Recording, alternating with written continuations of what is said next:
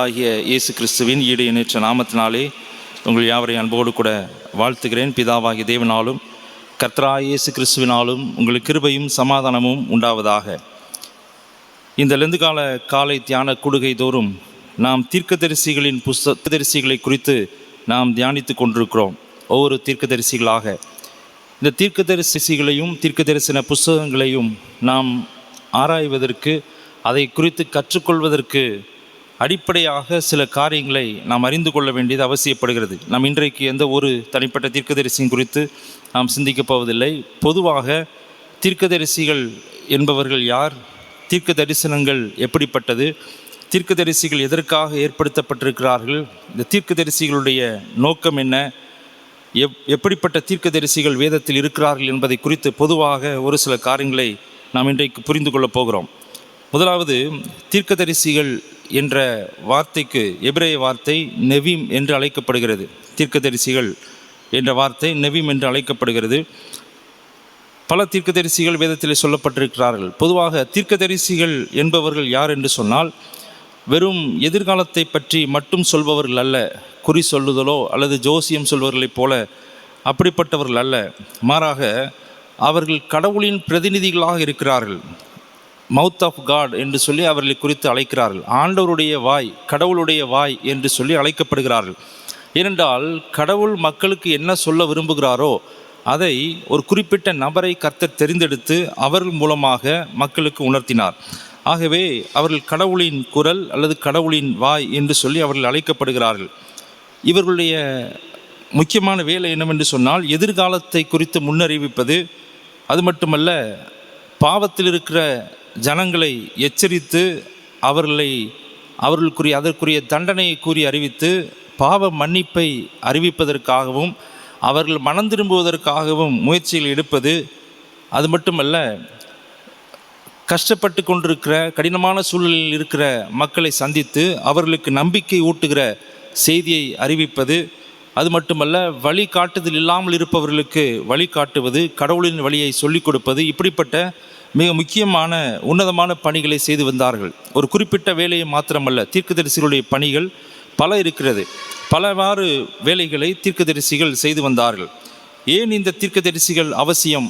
இது ஒரு முக்கியமான கேள்வியாக இருக்கிறது. ஏன் தீர்க்கதரிசிகள் இருக்கிறார்கள் என்று சொன்னால், கடவுள் இந்த உலகத்தை எல்லாம் படைத்த தேவன், உலகத்தை படைத்த சர்வ வல்லமையுள்ள தேவன். அவர் மனிதரிடத்திலே பேசு என்பது ஒரு சாதாரண காரியம் அல்ல.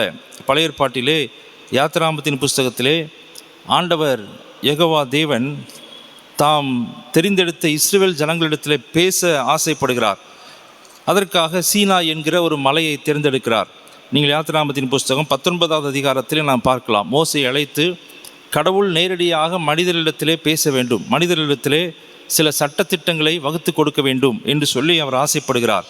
ஆகவே அந்த சம்பவம் யாத்திராகம் 19ஆம் அதிகாரத்தில் சொல்லப்பட்டிருக்கிறது. நீங்கள் அதை படித்து பார்ப்பீர்கள் என்று சொன்னால், அதற்கான ஆயத்தங்களை ஆண்டவர் மோசே மூலமாக செய்ய சொல்கிறார். நீங்கள் 10வது வசனத்தை பார்க்கும் பொழுது, கர்த்தர் மோசையை நோக்கி, நீ ஜனங்களிடத்திலே போய் இன்றைக்கும் நாளைக்கும் அவர்களை பரிசுத்தப்படுத்து என்று சொல்கிறார். 11ஆம் வசனத்திலே 3ஆம் நாளைக்கு ஆயத்தப்பட்டிருக்க கடவர்கள் என்று சொல்லப்பட்டிருக்கிறது. 3 நாட்கள் கடவுளை சந்திப்பதற்காக, கடவுளுடைய வார்த்தை கேட்பதற்காக ஆயத்தப்பட வேண்டும் என்று சொல்லி ஆயத்தப்படுத்துகிறார். அது மட்டுமல்ல, அதற்கு முன்பதாக பல ஆயத்தங்களை செய்ய சொல்கிறார். 12வது வசனத்தில் பார்க்கும்பொழுது, ஜனங்களுக்கு சுற்றிலும் உரிய ஒரு எல்லையை குறித்து அவர்கள் மலையில் ஏறாதபடிக்கும் அதன் அடிவாரத்தை தொடாதபடிக்கும் எச்சரிக்கையாயிருங்கள் என்று அவர்களுக்கு சொல். மலையை தொடுகிறவன் எவனும் நிச்சயமாகவே கொல்லப்படுவான். ஸோ இந்த அளவுக்கு கடவுளை சந்திப்பதற்கு, கடவுளுடைய வார்த்தை கேட்பதற்கு ரொம்ப ரெஸ்ட்ரிக்ஷன் இருந்தது. இங்கே பார்க்குற 13வது வசனத்தில், ஒரு கையும் அந்த மலையை தொடலாகாது. ஆண்டவர் சீனாய் மலையில் இறங்கி வரப்போகிறார். அந்த மலையின் அருகே வரக்கூடாது, அந்த மலையை தொடவும் கூடாது என்று சொல்லி நாம் பார்க்கிறோம். அப்படி கட்டளையிடுகிறார். 16ஆம் வசனத்தை பார்க்கும்பொழுது, 3 நாள் கழித்து ஆண்டவர் அந்த சீனாய் மலையில் இறங்கி வருகிறார். எப்படி இறங்கி வருகிறார் பாருங்கள். 3ஆம் நாள் விடியற் காலத்தில் இடி முழக்கங்களும் மின்னல்களும் மலையின் மேல் கார் மேகமும் மகா பலத்த எக்கால சத்தமும் உண்டாயிற்று என்று சொல்லி நாம் பார்க்கிறோம். 18வது வசனத்திலே, கர்த்தர் சீனாயின் மலையின் மேல் அக்கினியில் இறங்கினபடியால் அது முழுவதும் புகைக்காடாக இருந்தது. அந்த புகை சூளையின் புகை போல எழும்பிற்று, மலை முழுவதும் மிகவும் அதிர்ந்தது என்று சொல்லி பார்க்கிறோம். 19ஆம் வசனத்திலே எக்கால சத்தம் வர வர மிகவும் பலமாய் தொனித்தது, மோசே பேசினான், தேவன் அவனுக்கு வாக்கினால் மறு உத்தரவு கொடுத்தார். இதை பார்க்கிறோம். கடவுள் உலகத்தை எல்லாம் படைத்த தேவன் மனிதனிடத்தில் பேசுவதற்கு ஆயத்தமாக இவ்வளோ ஃபார்மாலிட்டிஸ் இருக்கிறது. சாதாரண கடவுள் அல்ல. நம் மனிதர்களைப் போல மற்றவர்கிட்ட கடவுள்கிட்ட பேசிக்கொள்ள முடியாது. கடவுள் இறங்கி வந்து மனிதனிடத்தில் பேசுவதற்கு இவ்வளோ பெரிய ஃபார்மாலிட்டிஸ், இவ்வளோ பெரிய ஆயத்தங்கள் அவசியப்படுகிறது. ஆகவே ஒவ்வொரு முறையும் கடவுள் மனிதனிடத்தில் பேச வேண்டும் என்று சொன்னால் இவ்வளோ செய்ய வேண்டும். ஏனென்றால் கர்த்தர் பரிசுத்தமானவர், அவரிடத்தில் மனிதன் பேச முடியாது. ஸோ கடவுளை மனிதன் புரிந்து கொள்ள முடியாது. கடவுளை மனிதன் பார்த்ததில்லை. கடவுள் மனிதனுக்கு கொடுக்கப்பட்ட ஒரு சின்ன மூளையை வைத்து பெரிய கடவுளை, இந்த உலகத்தை படைத்த கடவுளை புரிந்து கொள்ள முடியாது. அவ்வளோ பெரிய தேவன் மனிதனிடத்தில் பேசுவதற்கு தெரிந்து கொண்ட பாத்திரம்தான் இந்த தீர்க்கதரிசிகள். நேரடியாக பேச முடியாது, மனிதர்கள் கடவுளை நேரடியாக பார்க்க முடியாது. ஆகவே தீர்க்கதரிசிகளை ஆண்டவர் தெரிந்தெடுத்தார். இதுதான் தீர்க்கதரிசிகளுடைய நோக்கமாக இருக்கிறது. பொதுவாக பைபிளில் நிறைய தீர்க்கதரிசிகளுடைய பெயர்கள் சொல்லப்பட்டிருக்கிறது. நீங்கள் வேதாமத்தில் பார்க்கும் பொழுது ஆபேல் கூட ஒரு தீர்க்கதரிசி என்று சொல்லி அழைக்கப்படுகிறார். ஆபேல், நீங்கள் லூக்கா எழுதின சுவிசேஷம் 11ஆம் அதிகாரம் 50வது வசனத்தை பார்க்கும் பொழுது, ஆபேல் முதல் சகரியா வரைக்கும் உள்ள தீர்க்கதரிசிகளை கொன்றார்கள், நீ கொலை செய்தீர்கள் என்று சொல்லி ஆண்டவர் இயேசு கிறிஸ்து சொல்கிறார். அப்போ ஆபேலும் ஒரு தீர்க்கதரிசி என்று அழைக்கப்படுகிறார். அதற்கு பிறகு நம்ம ஆபிரகாம் ஒரு பெரிய தீர்க்கதரிசி என்று சொல்லி அழைக்கப்படுகிறார். தீர்க்கதரிசிகள் பைபிளில் நிறைய பேர் இருக்கிறாங்க. ஆனால் வேதத்தின் நம்மை கற்றுக்கொள்வதற்கு உதவியாக தீர்க்கதரிசிகளை ரெண்டு பிரிவாக பிரிக்கிறார்கள். நம்ம இந்த தீர்க்க தரிசன புஸ்தகத்தை தியானிப்பதற்கு முன்பதாக இதை தியானிக்கும் பொழுது நாம் அதை குறித்து அறிந்து கொண்டோம் என்று சொன்னால் மிகவும் தெளிவாக இருக்கும். நம்ம தீர்க்கதரிசிகளின் இதோடைய பின்னணியத்தையும் இதனுடைய புரிதலும் இல்லாமல் தீர்க்க தரிசன புஸ்தகத்தை நான் வாசிப்பதிலே நமது தலையும் புரியாது, வாழும் புரியாது. அப்படித்தான் இருக்கும். சில விஷயங்கள் நமக்கு அறிந்து கொள்ள முடியாது. ஸோ அடிப்படையான காரியங்களை நம்ம அறிந்து கொண்ட பிறகு இதை புஸ்தகங்களை வாசிக்கும் பொழுது நமக்கு மிகவும் அழகாக அது புரியும். ஆகவே இன்றைக்கு நம்ம அதை குறித்து சற்று நேரம் தியானிக்க போகிறோம். முதலாவது, இந்த தீர்க்கதரிசிகளை ரெண்டாக பிரிக்கிறார்கள். பொதுவாக ரெண்டாக பிரிக்கிறார்கள். எப்படி என்று சொன்னால், புத்தகம் எழுதிய தீர்க்கதரிசிகள், ரெண்டாவது புத்தகம் எழுதாத தீர்க்கதரிசிகள். அதாவது கேனனிக்கல் மற்றும் நான் கேனனிக்கல் என்று சொல்லுகிறார்கள். புத்தகம் எழுதிய தீர்க்கதரிசிகள் எல்லாருக்கும் நல்லா தெரியும். புத்தகம் எழுதிய தீர்க்கதரிசிகள் 4 பெரிய தீர்க்கதரிசிகள் புஸ்தகம் இருக்கிறது. அதே போல் 12 சிறிய தீர்க்கதரிசன புஸ்தகங்கள் இருக்கிறது. இந்த புத்தகம் எழுதிய தீர்க்கதரிசிகளுடைய பெயர்களை தலைப்பாக வைத்த புஸ்தகங்கள் அந்த தீர்க்கதரிசிகளுடைய பெயர்களிலே எழுதப்பட்டிருக்கிறது. ஏசாயா, எரேமியா, தானியேல், எசேக்கியேல், மீகா, நாகும் போன்ற தீர்க்கதரிசனுடைய பெயர்களை வைத்த புஸ்தகங்கள், அது கேனனிக்கல் என்று அழைக்கப்படுகிறது. புத்தகம் எழுதிய தீர்க்கதரிசிகள். அதே போல் ரெண்டாவதாக புத்தகம் எழுதாத தீர்க்கதரிசிகள். அப்படின்னா நிறைய பேர் இருக்கிறார்கள். எலியா, எலிசா, இவர்கள் பேரெல்லாம் புத்தகம் கிடையாது. ஆனால் மிகப்பெரிய ஒரு தீர்க்கதரிசிகளாக இருந்தார்கள். அவர்கள் ராஜாக்களுக்கு வழிகாட்டினார்கள். ஆண்டோடைய வார்த்தை வல்லமையாய் பிரசங்கம் செய்தார்கள், மனம் திரும்ப செய்தார்கள். எலியா, எலிசா போன்ற பெரிய தீர்க்கதரிசிகள் இருந்தார்கள். அவர்கள் பேரில் புஸ்தகங்கள் இல்லை. அவர்கள் நான் கேனனிக்கல் தீர்க்கதரிசிகள், ப்ராஃபட்ஸ் என்று அழைக்கப்படுகிறார்கள். இப்படி 2 பிரிவாக பிரிக்கலாம். இந்த நான் கேனனிக்கல் ப்ராஃபட்ஸ் என்று அழைக்கப்படுகிற புத்தகம் எழுதாத தீர்க்கதரிசிகள் வேதாகமத்தில் நிறைய பேர் இருக்கிறாங்க. நம்ம இதுவரைக்கும் நம்ம படித்தது அந்த நான் கேனனிக்கல் ப்ராஃபட்ஸ் என்று அழைக்கப்படுகிற புத்தகம் எழுதாத தீர்க்கதரிசிகள் தான். ஆனால் இனிமேல் நாம் படிக்க போகிறது கேனனிக்கல் ப்ராஃபட்ஸ் என்று அழைக்கப்படுகிற புத்தகம் எழுதின தீர்க்கதரிசிகளை குறித்து நாம் படிக்க போகிறோம். ஆகவே தான் இந்த ஒரு அறிமுகம் இந்த நாளிலே கொடுக்கப்படுகிறது. கர்த்தருக்குள் பிரியமானவர்களே, இந்த 2 பிரிவாக பிரிக்கிறார்கள். அதிலே இந்த புத்தகம் எழுதின தீர்க்கதரிசிகள் என்று அழைக்கப்படுகிற கேனனிக்கல் ப்ராஃபட்ஸ் என்று அழைக்கப்படுகிற இந்த தீர்க்கதரிசன புஸ்தகங்களை மேலும் 2ஆக பிரிக்கிறார்கள். அதை எப்படி பிரிக்கிறார்கள் என்று சொன்னால், பெரிய தீர்க்க தரிசன புஸ்தகம், சிறிய தீர்க்க தரிசன புஸ்தகம் என்று அழைக்கப்படுகிறது. பெரிய தீர்க்க தரிசன புஸ்தகம், பெரிய தீர்க்கதரிசி, சிறிய தீர்க்கதரிசி, மேஜர் ப்ராஃபட்ஸ், மைனர் ப்ராஃபட்ஸ் என்று ஆங்கிலத்தில் சொல்லுகிறார்கள். எதை வைத்து சொல்லுகிறார்கள் என்று சொன்னால், அவர் பெரிய ஆள் அப்படின்றதுனால பெரிய தீர்க்கதரிசி அப்படி இல்லை. அதை எழுதின அளவு, வசனங்கள், அதிகாரங்கள் அதிகமாக இருக்கிறதுனால பெரிய தீர்க்க தரிசன புஸ்தகங்கள், சிறிய தீர்க்க தரிசன புஸ்தகங்கள், அது எழுதப்பட்ட அளவை வைத்து அப்படி 2ஆக பிரிக்கிறார்கள். இந்த கேனனிக்கல் ப்ராஃபட்ஸ் என்று அழைக்கப்படுகிற எழுதப்பட்ட புத்தகம் எழுதின தீர்க்க தரிசன புஸ்தகங்களை 2ஆக பிரிக்கிறார்கள். அதில் முதல் பிரிவு 4 புஸ்தகங்களாக பிரிக்கப்படுகிறது. ஏசாயா, எரேமியா, எசேக்கியேல், தானியேல்.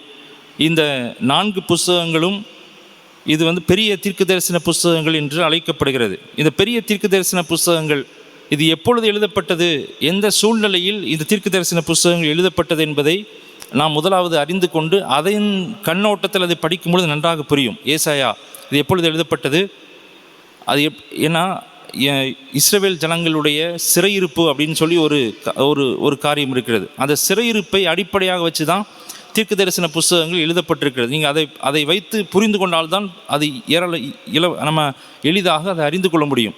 சிறையிருப்பு அப்படின்ற ஒரு கான்செப்டை வச்சு சிறையிருப்புக்கு முன், சிறையிருப்பின் போது, சிறையிருப்புக்கு பின் அப்படின்னு 3 காரியங்களை நம்ம வச்சு அந்த எந்த புஸ்தகம் எந்த பீரியடில் எழுதப்பட்டது என்பதை நாம் அதை உணர்ந்து படித்தால் அது அழகாக புரியும். முதலாவது இந்த பெரிய தீர்க்க தரிசன புஸ்தகங்கள் இதில் 4 இருக்கிறது. ஏசாயா, எரேமியா, எசேக்கியேல், தானியேல் ஆகிய 4 புஸ்தகங்கள் இருக்கிறது. இதில் ஏசாயா புஸ்தகம் சிறையிருப்புக்கு முன்னால் எழுதப்பட்டது. சிறையிருப்புக்கு முன்னால் எப்படி சொல்லுவாங்க, இதெல்லாம் செய்யக்கூடாது, நீங்கள் இதை செஞ்சுட்டு வரீங்க, நீங்கள் செய்யக்கூடாது எச்சரிக்கிறதற்காக, இப்படி பண்ணிங்கன்னா சிறையிருப்புக்கு போயிடுவீங்க அப்படின்றத குறிப்பதற்காக இந்த ஏசாயா தீர்க்க தரிசன புஸ்தகம் எழுதப்பட்டது. எரேமியா தீர்க்க தரிசன புஸ்தகம் சிறையிருப்பின் போது, அது சிறையிருப்புக்கு போகிற டைமில், நீங்கள் சிதைக்கிய ராஜா அவர் ராஜாவாக இருக்கும் பொழுது அப்பொழுது தான் அந்த எரேமியா தீர்க்க தரிசன புஸ்தகம், எரேமியா தீர்க்க தரிசனம் சொல்கிறார், நீங்கள் இப்படி பண்ணிங்கன்னா பாபிலோன் ராஜா வருவார், உங்களெல்லாம் சிறையாக்கி போயிடுவார் அப்படின்னு சொல்லும் பொழுது அவர் என்ன செய்வார், ராஜா அவரை பிடிச்சி ஜெயிலில் பிடிச்சி அடைச்சி போட்டுருவார் இல்லையா. அரண்மனையில் இருக்கிற ஜெயிலில், வீட்டு முற்றத்தில் இருக்கிற ஜெயிலில் பிடிச்சி அடைச்சி போட்டுருவார். ஸோ இந்த எரேமியா, அப்போ எரேமியா காலத்தில் தான் சிறையிருப்புக்கு போகிறாங்க. அங்கே போய் எரேமியா, அதே போல் எரேமியாவுடைய புலம்பல், அந்த புலம்பல் எப்போ பாடினாங்கன்னா சிறையிருப்பில் இருக்கிற ஜனங்களை வச்சு, சிறையிருப்பில் இருக்கும் பொழுது அந்த புலம்பல் பாடப்பட்டது. ஸோ சிறையிருப்பின் போது எழுதப்பட்ட தீர்க்க தரிசன புஸ்தகம் இந்த எரேமியா தீர்க்க தரிசன புஸ்தகம். அதே போல் எசேக்கியேல் அதுவும் சிறையிருப்பில் இருக்கும் பொழுது எழுதப்பட்டது தான். தானியேலின் புஸ்தகம் அதையும் சிறையிருப்பில் இருக்கும்போது எழுதப்பட்டது தான். இப்படி சிறையிருப்புக்கு முன்னால், சிறையிருப்பின் போது, சிறையிருப்புக்கு பின்னால் 3 பகுதிகளாக பிரித்து நாம் இதை தியானிக்கும் பொழுது, இதை வாசிக்கும் பொழுது எளிதாக நன்கு புரியும். தானியேலை பிரித்து நம்மளால் தெரியும், அவர் கல்தேயர் உடைய பாஷைகளை பாபிலோனுக்கு கொண்டு போகப்பட்டு பாபிலோனில் போய் அங்கே இருந்த வாலிபர்கள் ஒருவர் தான் இந்த தானியேல், சாத்ராக், மேஷாக், ஆபேத்நேகோ போன்றவர்கள், இவங்களாம் இருக்கிறாங்க. ஸோ அந்த காலத்தில் எழுதப்பட்டது. ஆகவே இந்த தானியேல் புஸ்தகத்தை படிக்கும் பொழுது, தானியேல் சிறையிருப்பில் பாபிலோனில் இருக்கும் பொழுது எழுதப்பட்டது என்ற கண்ணோட்டத்தில் அதை படிக்கும் பொழுது அது அதற்கேற்றாப்புல புரியும். ஆகவே இந்த சிறையிருப்பு என்பது மிக முக்கியமான ஒரு காலகட்டம் இஸ்ரவேல் ஜனங்களுக்கு. அதுவும் குறிப்பாக 2 ட்ரைப் இருந்துச்சு இல்லையா. இஸ்ரவேல் ஜனங்களை 2ஆக பிரிச்சிருந்தாங்க, வடக்கு தேசம், தெற்கு தேசம் என்று சொல்லி. வடக்கு தேசம் என்று அழைக்கப்படுகிற இஸ்ரவேல் தேசம், இந்த இஸ்ரவேலுக்கு ஒரு காலத்தில் சிறையிருப்புக்கு போச்சு. முதல்ல அதான் சிறையிருப்புக்கு போச்சு. எந்த ஊருக்கு போச்சு சிறையிருப்புக்கு? இஸ்ரவேல், அசிரியாவுக்கு இல்லையா. அது கிறிஸ்துவுக்கு முன் 721 ஆண்டிலே அசிரிய தேசத்துக்கு, அசிரிய ராஜா அவர் சிறை பிடிச்சிட்டு போயிட்டார். அந்த சிறையிருப்புக்கு இஸ்ரவேல் ஜனங்கள் போகிறதுக்கு முன்னாடி, அந்த 10 கோத்திரம் ஆகிய வடக்கு பகுதியாகிய இந்த இஸ்ரவேல் தேசம் சிறையிருப்புக்கு போகிறதுக்கு முன்னாடி பல தீர்க்கதரிசிகள் தீர்க்க தரிசனம் சொன்னாங்க. அது யார் அப்படின்னு சொல்லி நம்ம படிக்கணும் இல்லையா. அது வடக்கு தேசத்துக்கு, இஸ்ரவேல் தேசத்துக்கு தீர்க்க தரிசனம் சொன்னவங்க ஓசியா, ஆமோஸ், யோனா, மீகா ஆகிய 4 தீர்க்கதரிசிகள். இவர்கள் சிறிய தீர்க்கதரிசிகள் அழைக்கப்படுறாங்க. மொத்தம் 12 சிறிய தீர்க்கதரிசிகள். இந்த வடக்கு தேசத்துக்கு தீர்க்க தரிசனம் உரைத்தவர்கள் இந்த 4 பேர். அப்போ இந்த 4 புஸ்தகங்களை படிக்கும் பொழுது நம்ம அந்த கண்ணோட்டத்தை வைத்து அதை படிக்க வேண்டும். இஸ்ரவேல் தேசத்துக்காக, வடக்கு பகுதியில் இருக்கிற இஸ்ரவேல் தேசத்துக்காக, 10 கோத்திரங்கள் அடங்கிய இஸ்ரவேல் ட்ரைபுக்காக தீர்க்க தரிசனம் உரைக்கப்பட்டது என்று சொல்லி நமக்கு தெரியும். அது கிறிஸ்துவுக்கு முன் 721 ஆண்டிலே அசிரியா சிறையிருப்புக்கு போச்சு. அப்போ அந்த அசிரியா சிறையிருப்புக்கு போகும் பொழுதே இங்கே யூதா ட்ரைப் இருக்கிறது. யூதா ட்ரைப்பு இப்போ நல்லா இருக்குது, அவங்க சிறையிருப்புக்கு போகிறாங்க. அவங்க பலமுறை எச்சரித்தும் ஆண்டோடைய வார்த்தை கேட்காமல் சிறையிருப்புக்கு ஆண்டவர் அனுப்பிச்ச அப்புறம் இந்த யூத ஜனங்களை எச்சரிக்கிறார். யூத ஜனங்கள் அதுக்கு பிறகு தான் ஒரு 200 ஆண்டுகளுக்கு, ஒரு 180 ஆண்டுகளுக்கு பிறகு கிறிஸ்துவுக்கு முன் 586 பாபிலோனிய சிறையிருப்புக்கு போச்சு. ஸோ இந்த காலகட்டத்தில் அந்த இஸ்ரவேல் ஜனங்களை காரணம் காண்பித்து, நீங்கள் இஸ்ரவேல் ஜனங்கள் எப்படி சிறையிருப்புக்கு போனாங்களோ ஆண்டவருக்கு விரோதமாய் பாவம் செஞ்சதுனால, கர்த்தர் கீழ்ப்படியாமல் போனதுனால, அதே போல் நீங்களும் கீழ்ப்படியுங்க, நீங்களும் ஆண்டவருடைய வார்த்தையை கேளுங்கள் என்று சொல்லி எச்சரிப்பின் சத்தம் பல தீர்க்கதரிசிகள் மூலமாக சொல்லப்பட்டது. அவங்க எப்படி போனாங்களோ அதே போல் நீங்களும் போகிறீங்க, ஸோ நீங்கள் மனம் திரும்புங்கன்னு சொல்லி பல தீர்க்கதரிசிகளை எழுப்பி ஆண்டவர் யூதா தேசத்து ஜனங்களை எச்சரித்தார். இந்த யூதா தேசத்து ஜனங்களை எச்சரித்த தீர்க்கதரிசிகள் யார் என்று சொன்னால், இந்த ஏசாயா, எரேமியா, எசேக்கியேல், தானியேல், யோவேல். இந்த யூதா ஜனங்களுக்கு தீர்க்க தரிசனம் உரைத்தவர்கள் யோவேல், ஆபகுக், செப்பனியா, ஆகாய், சகரியா, மல்கியா. இந்த தீர்க்கதரிசிகள் எல்லாரும் இந்த தெற்கு தேசத்துக்காக தீர்க்க தரிசனம் உரைத்தவர்கள் பல காலகட்டங்களில். அதாவது சிறையிருப்புக்கு முன்னாலையும் சரி, சிறையிருப்பிலும் சரி, சிறையிருப்புக்கு பின்னாலையும் சரி. ஸோ இந்த காலகட்டத்தில் இந்த இந்த 3 காரியங்களை மனதில் வைத்து தான் நீங்கள் இந்த தீர்க்க தரிசன புஸ்தகங்களை தியானிக்க வேண்டும். முதல்ல அவங்க எந்த காலகட்டத்தில் தீர்க்க தரிசனம் உரைத்தார்கள், எந்த தேசத்துக்கு எதிராக தீர்க்க தரிசனம் உரைத்தார்கள், அது மிக முக்கியமான ஒரு அம்சமாக இருக்கிறது. ஸோ இதை மனதில் வைத்து தீர்க்க தரிசன புஸ்தகங்களை படிக்கும் பொழுது அது எளிதாக விளங்குகிறது. தீர்க்கதரிசிகள் பொதுவாக அவர்கள், நான் சொன்னது போல், ஆபேல், அந்த நான் கேனானிக்கல் தீர்க்கதரிசிகள் இருக்கிறாங்க இல்லையா, அவங்களை கர்த்தர் பயன்படுத்தினார். எலியா, எலிசா போன்ற தீர்க்கதரிசிகள், இவர்கள் ஆண்டவர் ராஜாக்களை ஏற்படுத்தியிருந்தாலும், ராஜாக்களுடைய காலத்தில் நாளாகமத்தின் புஸ்தகத்தில் பார்க்கிறோம், 2 ராஜாக்கள் 1 ராஜாக்கள் அதில் பார்க்கும் பொழுது ராஜாக்களை கர்த்தர் ஏற்படுத்தியிருந்தாலும் அந்த ராஜாக்களுக்கு உதவியாக ஆண்டவர் தீர்க்கதரிசிகளை வைத்திருந்தார். ஏனென்றால் அந்த தீர்க்கதரிசிகளுடைய வழிகாட்டுதலின்படி தான் ராஜாக்கள் செய்தார்கள். முதல்ல நீங்கள் தாவீது ராஜாவாவதற்கு முன்பதாக நேரடியாக ஆண்டவரை ஜெபிக்கிறார். கர்த்தர் சில காரியங்களை நேரடியாக சொல்லுகிறார். எதை ராஜாவான புதிதிலும் கூட ஆண்டவர்கிட்ட போய் கேட்குறார், முதல்ல இதெல்லாம் அந்த யுத்தத்துக்கு போகலாமா, இதை செய்யலாமா அப்படின்னு சொல்லி கேட்குறார். ஆண்டவர் பதில் கொடுக்குறார். ஆனால் பிற்காலத்தில் பார்க்கும் பொழுது பெரிய ராஜாவாகும் பொழுது தீர்க்கதரிசியோட உதவியை கேட்கிறார். சாமுவேல் தீர்க்கதரிசி இருக்கிறார். சாமுவேல் தீர்க்கதரிசிகிட்ட போய் கேட்குறார், என்ன செய்வது அப்படின்னு சொல்லி கேட்குறார். அப்போ தீர்க்கதரிசிகளுடைய உதவி இல்லாமல் அன்றைக்கு ராஜாக்கள் ஒன்றையும் செய்யவில்லை. தீர்க்கதரிசிகள் அவ்வளோ உதவிகரமாக இருந்தார்கள். பல காலகட்டங்களில் தீர்க்கதரிசிகள் உதவிகரமாக இருந்தார்கள். அப்போ நமக்கு இன்னொரு கேள்வி எழுகிறது, இப்பொழுது அந்த தீர்க்கதரிசிகள் எங்கே? அதற்கு முன்பதாக இந்த 400 ஆண்டுகள் இருக்கிறதே, பிளாக் டேஸ் என்று அழைக்கப்படுகிற இன்டர்டெஸ்டமெண்டல் பீரியட், அதில் பார்க்கும் பொழுது எந்த விதமான தீர்க்க தரிசனங்களும் இல்லை என்று சொல்லி அழைக்கப்படுகிறது. இந்த மல்கியாவுக்கும் மத்தேயுக்கும் இடைப்பட்ட காலம் 400 ஆண்டு காலம். அதற்கு பிறகு தீர்க்கதரிசிகள் எழும்பினார்களா என்று சொல்லி பார்த்தால் எழும்பினார்கள். வேதத்தில் சொல்லப்பட்டிருக்கிறது. யோவான் ஸ்நானகனை குறித்து இயேசுவே சாட்சி சொல்லியிருக்கிறார் இல்லையா. யோவான் ஸ்நானகன் சில ஆட்களை அனுப்பி, இயேசுனிடத்தில் அனுப்பி, நீர் வருகிறவர் தானா, நீர் மேசியா தானா என்று சொல்லி அனுப்பும் பொழுது ஆண்டவர் சொல்வார் யோவான் ஸ்நானகனை பற்றி, இவரை போல ஒரு தீர்க்கதரிசி உலகத்தில் இல்லை, ஸ்ரீகளிடத்தில் பிறந்த ஒரு தீர்க்கதரிசி இவரை போல இல்லை என்று சொல்வார். அப்படி பல தீர்க்கதரிசிகள் இருக்கிறார்கள். நீங்கள் அப்போஸ்தலர் நடவடிக்கைகளை பார்க்கும் பொழுது பிலிப்பினுடைய பிள்ளைகள், அவங்களுடைய மக்கள், அவங்களாம் தீர்க்கதரிசிகளாக இருந்திருக்கிறார்கள். பல தீர்க்கதரிசிகள் இருக்கிறார்கள். ஆனால் இன்றைக்கு இந்த காலகட்டத்திலே, நாம் வாழுகிற காலகட்டத்திலே தீர்க்கதரிசிகள் இருக்கிறார்களா என்று சொன்னால் அது ஒரு கேள்விக்குறியாகத்தான் இருக்கிறது இல்லையா. நிறைய பேர் தங்களை தீர்க்கதரிசி என்று சொல்லுகிறார்கள். வேதத்திலே கள்ள தீர்க்கதரிசிகளுக்கு எச்சரிக்கையாயிருங்கள் என்று சொல்லி எச்சரிப்பின் சத்தமும் கொடுக்கப்பட்டிருக்கிறது. தீர்க்கதரிசி என்பவன் எப்படி வெளிப்படுவார்கள் என்று சொன்னால் ஆண்டவர் வெளிப்படுத்துவார். அங்கு சாமுவேல் என்பவர் ஒரு பெரிய தீர்க்கதரிசியாக உருவேற்படும் பொழுது அவரை குறித்து சொல்லப்பட்டிருக்கிறது, தான் முதல் பெயர்சபா வரைக்கும் உள்ள அனைத்து தேச மக்களுக்கும் இவர் கர்த்தருடைய தீர்க்கதரிசனம்தான் என்று விளங்கினது என்று சொல்லி பார்க்கிறோம். அவர் சொன்னது நடந்தது, அவர் வழிகாட்டினது சரியாக இருந்தது. அவர்கள் ராஜாக்களை ஏற்படுத்தினார்கள், பெரிய வலிமை வாய்ந்தவர்களாக இருந்தார்கள், ராஜாக்களை காட்டிலும் மேன்மையானவர்களாக இருந்தார்கள். ஆகவே எல்லாருக்கும் தெரிந்தது. ஆனால் இன்றைக்கு நம்மளை பார்த்து நான் தீர்க்கதரிசின்னு சொன்னாங்கன்னா நம்ம யோசிக்கணும், பைபிள் அடிப்படையில், வேதத்தின் அடிப்படையில் இருக்கிறதா, அவர்கள் வேதத்தின் அடிப்படையில் நடக்கிறார்களா என்று சொல்லி நாம் எச்சரிக்கையாக இருக்க வேண்டும். ஏன்னா வேதத்தில் பார்க்கிறோம், கள்ள தீர்க்கதரிசிகளுக்கு எச்சரிக்கையாக இருங்கள். அப்போஸ்தலனாகிய பவுல் அவர் எபேசு சபைக்கு எழுதும்போதும் சரி, கொரிந்து சபைக்கு எழுதும் பொழுது, அவர் ஊழியத்தில், மிஷினரி ஊழியத்தில் செல்லும் பொழுதும் அந்த தேசத்து ஜனங்களுக்கு சொல்லுகிற ஒரு காரியம் இதான், நீங்கள் எச்சரிக்கையாக இருங்கள், கள்ள தீர்க்கதரிசிகளுக்கு எச்சரிக்கையாக இருங்கள், அவர்கள் உங்களை வழிவிலக செய்து விடுவார்கள் என்று சொல்லப்பட்டிருக்கிறது. அப்பொழுது மட்டுமல்ல, தீர்க்கதரிசிகள் காலத்தில் கூட கள்ள தீர்க்கதரிசிகள் இருந்திருக்கிறார்கள்.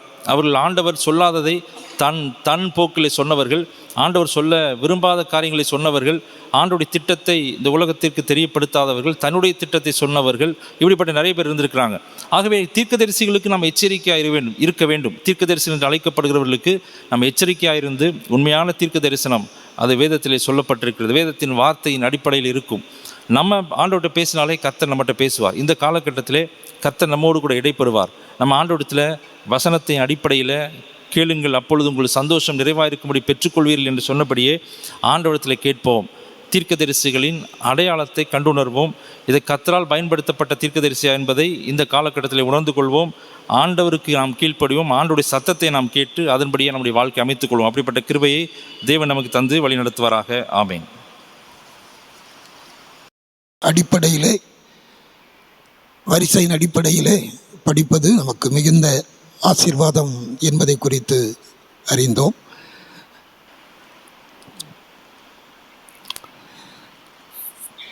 கிருபை நிறைந்த கர்த்தாவே, லெந்து காலத்தின் சிறப்பு தியான வேலைக்காக, இந்த ஜெப நேரத்துக்காக உமக்கு தோத்திரம். கூடி வந்து திருமறையை நாங்கள் அறிந்து கொள்ளவும், திருமறையின் நோக்கங்களையும் திட்டங்களையும் புரிந்து கொள்ளவும் நீர் எங்களுக்கு தந்திருக்கின்ற பாக்கியங்களுக்காக ஸ்தோத்திரம். தீர்க்க தரிசன புத்தகங்கள் எதிர்காலத்தை குறித்ததாக மட்டும் அல்லாமல்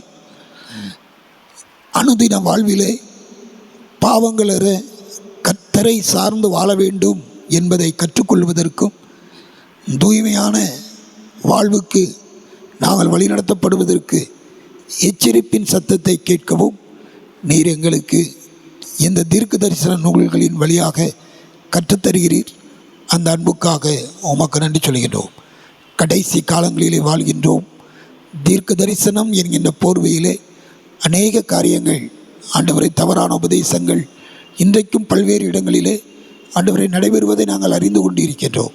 ஆனாலும் திருவார்த்தையின் அடிப்படையிலே ஆண்டவரை நாங்கள் பைபிள் பேஸில் நின்று தீர்க்க தரிசனம் என்ன என்பதை தெளிவாக ஆராய்ந்து அவைகள் எங்களை அறிவுறுத்தவும், எங்களை சரி செய்யவும், எங்கள் எதிர்கால வாழ்க்கையின் பயணத்தில் உதவி செய்யவும் அது எழுதப்பட்டிருக்கிறது என்பதை அறிந்து கொள்ள பலன் தாரும். இந்த காலை வேளையிலே எங்கள் கடமைகளை செய்ய ஆயத்தப்படுகிறோம். இந்த நாளை எங்களுக்கு ஆசீர்வதித்து தாரும். இந்த நாள் முழுவதும் உடைய தெய்வீக பாக்கியம் எங்களோடு இருக்கட்டும். இந்த அதிகாலை வேளையிலே ஆண்டவரே உபசரணை செய்கின்ற சகோதரர் ஜேபஸ் அவருடைய குடும்பத்தினருக்காக ஜெபிக்கிறோம். அவருடைய பணிகளையும் குடும்பத்தினரையும் ஆண்டவர் ஆசீர்வதிக்க வேண்டும் என்று நாங்கள் வேண்டுகின்றோம். நன்மை கிருபை அனைவரோடு கூட இருக்கட்டும். உடைய தெய்வீக பிரசன்னத்தினாலே எங்களை நிறைத்து வழிநடத்தும். இந்த நாள் முழுவதும் உடைய திட்டத்தை நிறைவேற்றவும், உமக்கு சித்தமான காரியங்களை செய்யவும், உமக்கு பிரியமானதை யோசிக்கவும் ஆண்டவர் உதவி செய்யும்.